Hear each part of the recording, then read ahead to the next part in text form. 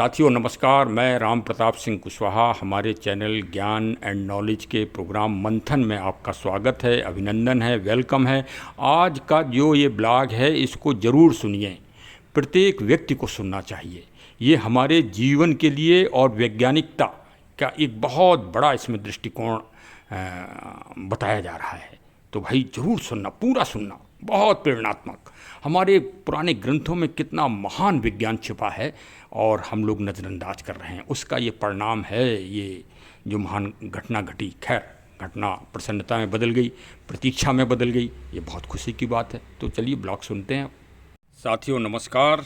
आज का जो ब्लॉग है, सर्वप्रथम तो मैं उन सभी को बधाई दे रहा हूँ जिन्होंने ये दुनिया का सबसे आज मानवीय रूप से श्रेष्ठतम कार्य को संपादित करने में अपनी अपनी भूमिका निभाई है, जिसमें उत्तराखंड सरकार, भारत सरकार, एनडीआरएफ और अन्य दुनिया के विशेषज्ञ जो सुरंग और पहाड़ों के ऊपर विशेष कार्य करते हैं, और विशेष जो हमारे विभाग हैं सरकारी, जिसमें भारतीय सेना भी शामिल हो गई थी, उन सबको हमारे चैनल और हमारी तरफ से कोटि कोटि बधाई कि आज वास्तव में ये दुनिया का सबसे मुख्य समाचार सामने देखिए आप निकल रहा है।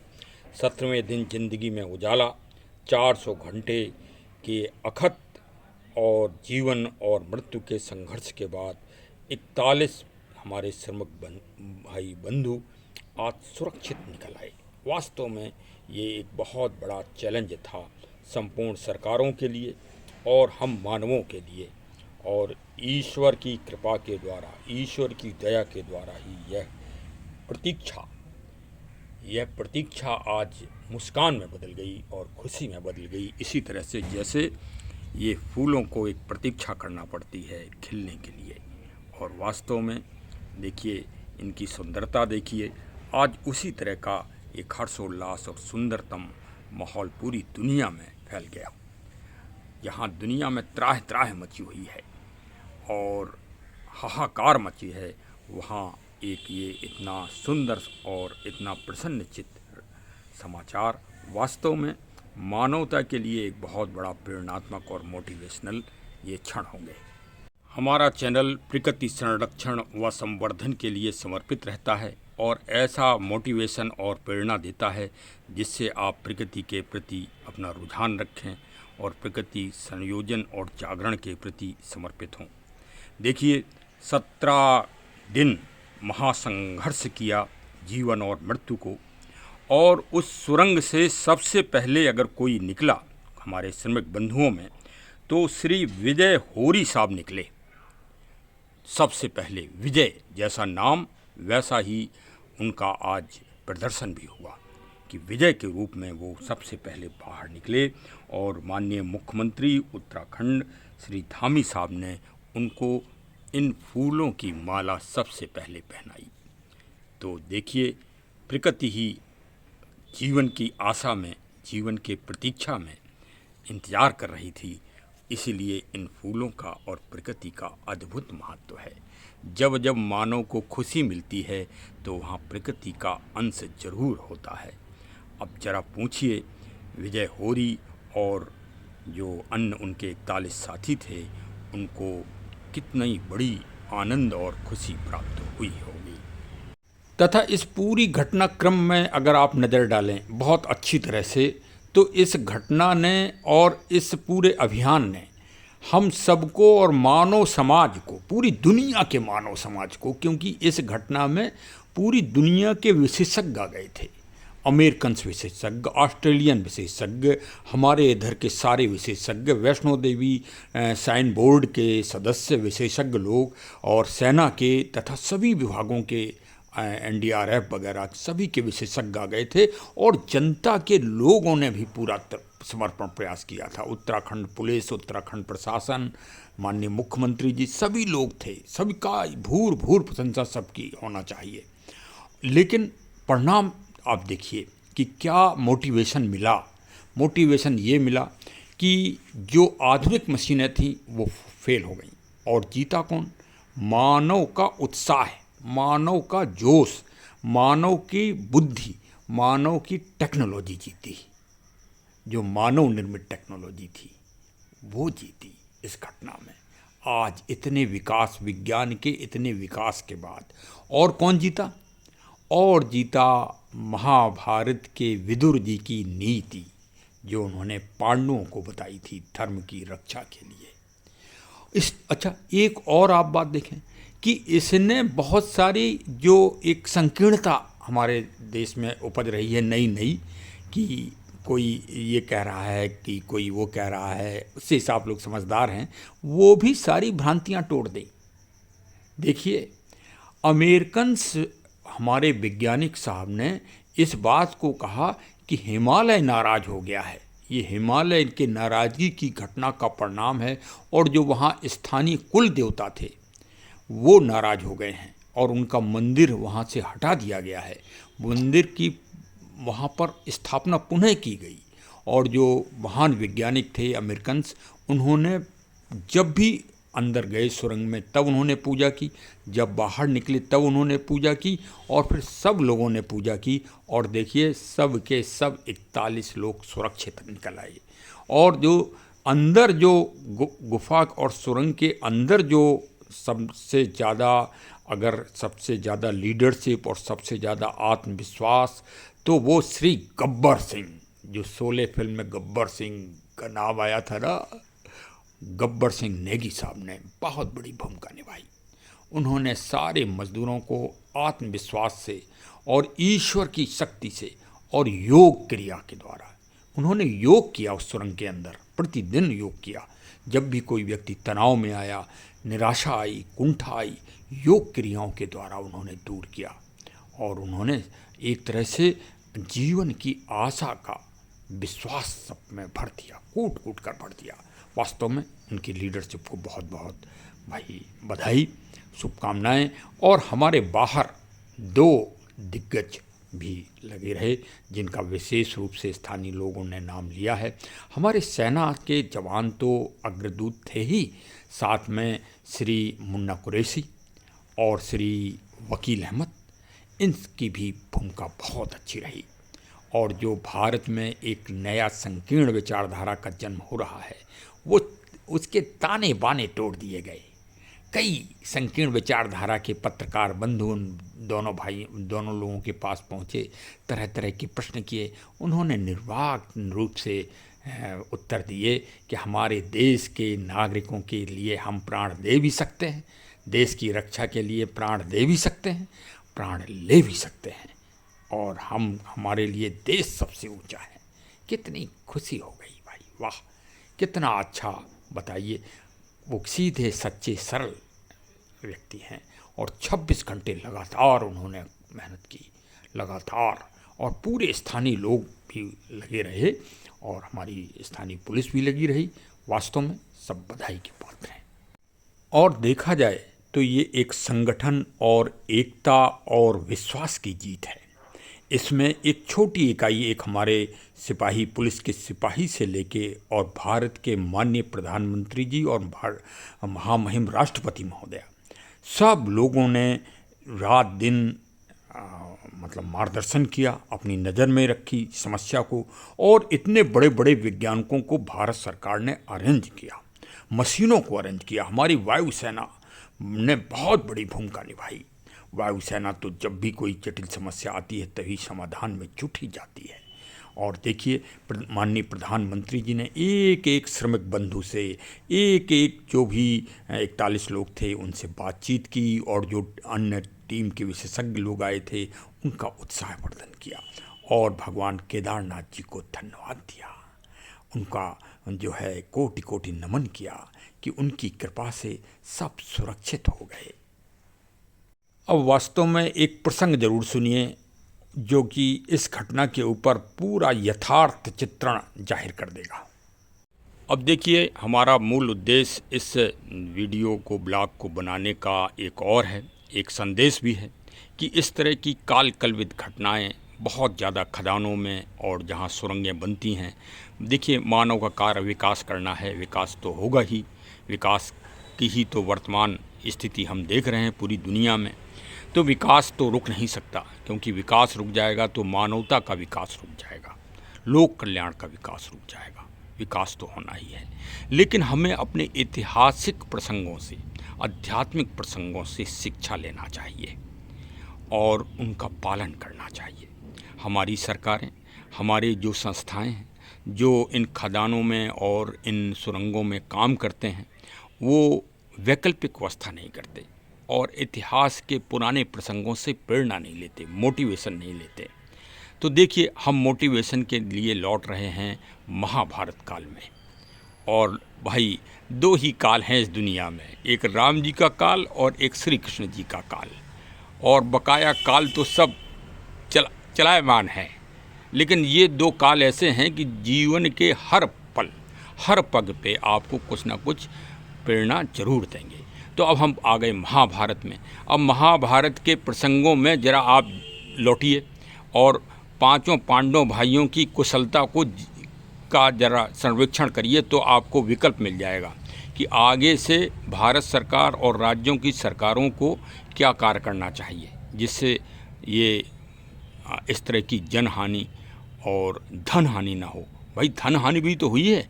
17 दिन में कितना पैसा खर्च हुआ सरकार का, जनता का, और कितना समय व्यतीत हुआ, ज़रा इसको भी तो सोचो। तो इसीलिए प्रेरणा लीजिए भविष्य के लिए और हमारे ब्लॉग को पहुंचाइए, ज़रा आप सभी लोग मिलके इसको हाईलाइट करिए कि जो भूल गए हैं उनको याद रखिए। देखिए, कौरवों और पांडवों में नकारात्मक और सकारात्मक प्रवृत्तियां थीं। सकारात्मक प्रवृत्तियों के पांडव लोग बंधु थे और नकारात्मक प्रवृत्तियों के कौरव बंधु थे। इन दोनों में झगड़ा हुआ। मैं बराबर कहता हूँ अपने ब्लॉग में कि इस दुनिया में ना तो कोई जाति है, ना कोई धर्म, ना कोई संप्रदाय, ना कोई मजहब, सिर्फ दो ही चीज़ें हैं, एक नकारात्मक, एक सकारात्मक। इन्हीं में युद्ध होता रहता है और ये युद्ध और कहीं नहीं होता, ये हमारे शरीर के मनोदशा में ही होता रहता है, हमारी मनोवृत्ति में होता है। मनोवृत्ति का संघर्ष ही है कि कहानी ही है पावन गीता। हाँ, और युद्ध हुआ हो या ना हुआ हो, हम उस विवाद में नहीं पड़ते, लेकिन हम इतना जानते हैं कि प्रत्येक व्यक्ति के मन में हमेशा संघर्ष होता है, नकारात्मक और सकारात्मक में। तो कौरवों और पांडवों के बीच में एक लाक्षागृह की घटना घटी थी। याद आ गया आपको? आया याद? लाक्षागृह। और लाक्षागृह में उनके जो सबसे प्रिय थे और जो सबसे ज्ञानी थे उस समय, विदुर जी।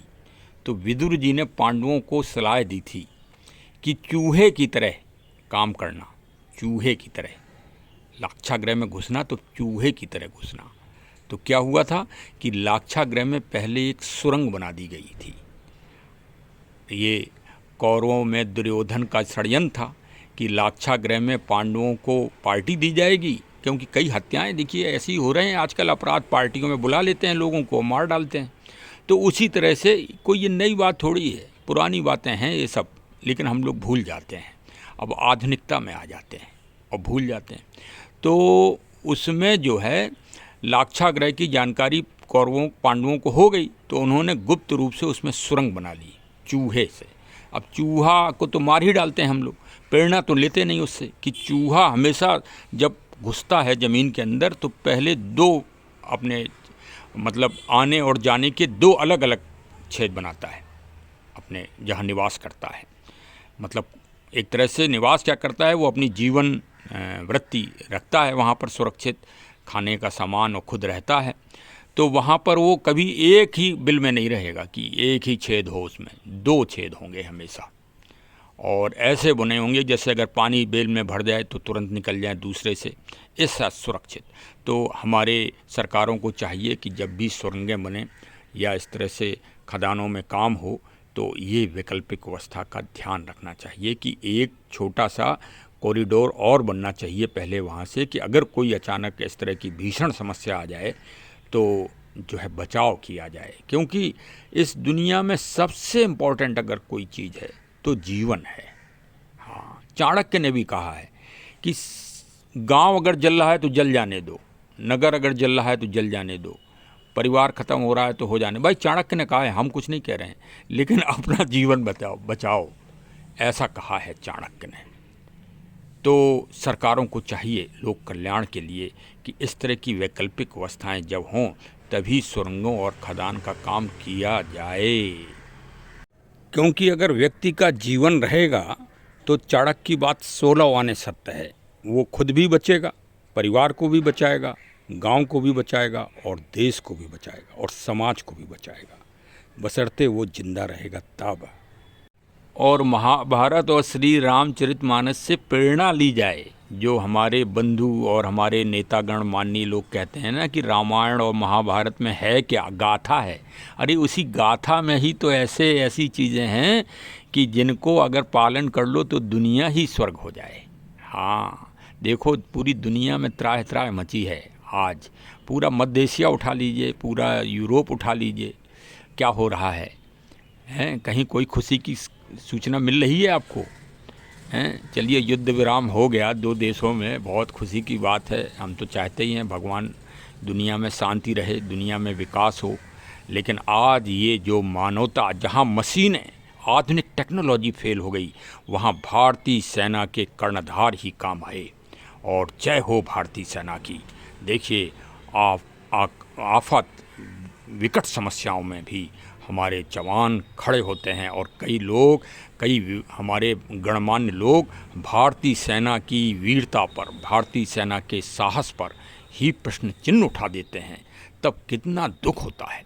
ऐसा लगता है कि वो वास्तव में बहुत ही, आपका शब्द नहीं कहेंगे हम, क्योंकि वो गणमान्य है, लेकिन लगता तो यही है कि इनका। और सत्य तो बात यह है कि वो यही चाह रहे थे कि ये किसी तरह नकारात्मकता में ये बदल जाए, जिससे 2024 के चुनाव में हम अपना झंडा बुलंद कर सकें कि सरकार ने मज़दूरों को मरने के लिए बेसहारा छोड़ दिया। इस पे भी राजनीति हो रही थी। तो भाई गणमान्य लोगों, ऐसा माहौल देश में मत बनने दो, ये अच्छी बात नहीं है। और प्रकृति का संरक्षण करो। देखिए, भारत सरकार या राज्य सरकार विकास तो कराए पहाड़ों में, लेकिन जोशी मठ वाली स्थिति ना हो पाए। और ये बार बार प्रकृति आगाह कर रही है आप सभी को कि दोहन न किया जाए प्रकृति का। ये आगाह है, एक तरह से वार्निंग है। ये जो एक 17 दिन का जो संघर्ष चला, ये वार्निंग है सभी सरकारों को और सभी वहाँ के क्षेत्रीय वासियों को। क्षेत्रीय वासी आप लोग भी जागरूक हो जाओ, क्योंकि ये तो भौतिक लाभ के लिए सरकारें कुछ भी करेंगी, लेकिन उसका परिणाम, दुष्परिणाम आप लोगों को ही फेस करना पड़ेगा। तो प्रकृति का संरक्षण होने दीजिए। उसी उत्तराखंड में बताइए। देखिए, और जो चूहे और लाक्षागृह वाली जो हमने ये जानकारी दी है, इसको हमने अपने पुलिस विभाग में नौकरी करते हुए, अपने दायित्व का निर्वहन करते हुए एक घटना में उपयोग किया था। मुझे अच्छी तरह याद है। तो मैं आज वही 17 दिन से मुझे ये बात बार बार याद आ रही थी कि वास्तव में इसमें जो भी इंजीनियरिंग होती है उसमें ये एक बहुत बड़ी कमी है कि पहले से हम सुरक्षा का विकल्प नहीं लेते। और वो जो लाक्षागृह की प्रेरणा है वो इन इंजीनियरों को मालूम नहीं है, ये लोग भूल गए हैं। तो चलिए, अब भविष्य अच्छा हो। प्रतीक्षा में ही, प्रतीक्षा किसकी? राम राज्य की। राम राज्य क्या है? दैहिक दैविक भौतिक, जहाँ किसी तरह का ताप ना हो। तो ये ताप ही तो था। पूरी सरकार, देखिए, दीपावली के पावन पर्व से ये घटना घटी है, उसी दिन से। और चलिए, और कितने अच्छे कार्य के लिए चारों धाम की तीर्थ यात्रा की महान सड़क बन रही है, और उसमें अगर ऐसी घटना घट जाती तो वास्तव में ये कलंक हो जाता। तो भविष्य में ये कलंक ना हो और अच्छी इंजीनियरिंग हो, उसके लिए ये कार्य होना चाहिए। अब अंत में बुंदेलखंड में एक कहावत है कि अंत भला तो सब भला, और ईश्वर की कृपा सब पर बरसती रहे, हर जगह खुशी हो और खुशहाली हो। चलिए, अब हमारे चैनल को सब्सक्राइब कर ही दीजिए, और जो बेल आइकन की घंटी है जो सकारात्मकता की प्रतीक होती है उसको ज़रूर बजा दीजिए, जिससे हमारे नोटिफिकेशन आपको तुरंत मिल सकें और इसी तरह सामयिक घटनाओं पर और प्रकृति, पर्यावरण, पेड़ पौधों की नई नई जानकारी आपको मिलती रहे तुरंत। धन्यवाद, धन्यवाद। जय हिंद, जय हिंद, जय हिंद।